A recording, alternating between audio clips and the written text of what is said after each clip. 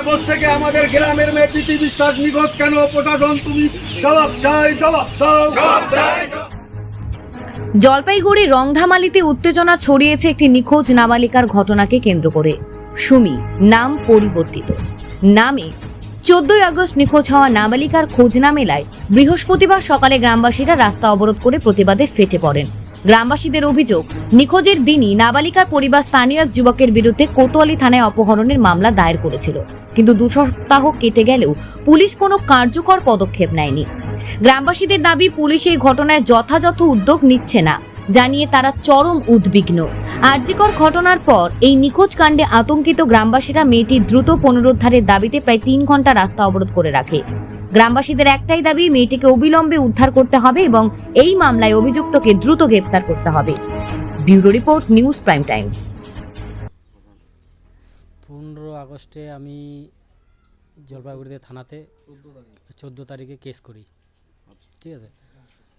তারপরে ওইখান থেকে কোনো রিপোর্ট পাইনি, কোনো আওয়াজও পাইনি যে কোথায় আছে না আছে, মেয়েটা মরে গেছে না বাইচে আছে জানি না। বাড়িতে কয় ছিলেন আপনি? এক ছেলে এক মেয়ে। মেয়ের বয়স কত ছিল? এই ডিসেম্বর আসলে 18 বছর হবে। মেয়ে কোন ক্লাসে পড়ে, কোন স্কুলে? 10-এ পড়ে, পাঁচিরাম নাহাটা। তারপর বাড়ি থেকেই নিখোঁজ হয় না কি ব্যাপার ছিল? বাড়ির থেকেই নিখোঁজ হয়, ওই রাস্তার থেকে। পুলিশে খবর দিয়েছিলেন? হ্যাঁ, পুলিশে খবর দিয়েছিলাম। লিখিত অভিযোগ করেছেন পুলিশে? হ্যাঁ, পুলিশ এসেছিল বাড়িতে? বাড়িতে এসেছিল, কয়দিন এসেছিল?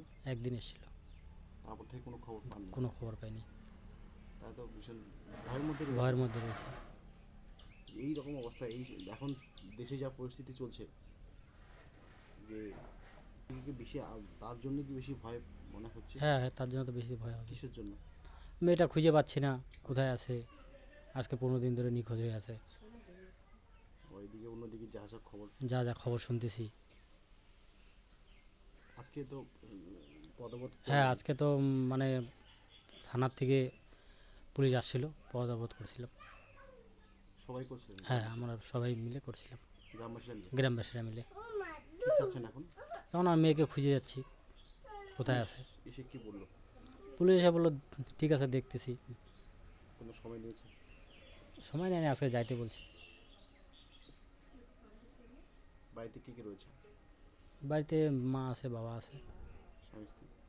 আর স্বামী স্ত্রী। কি নাম বললেন আপনার? পিন্টু বিশ্বাস। কোথায় বাড়ি আপনার? কোসকোপাড়া, রংনামালি। কোন অঞ্চলটা?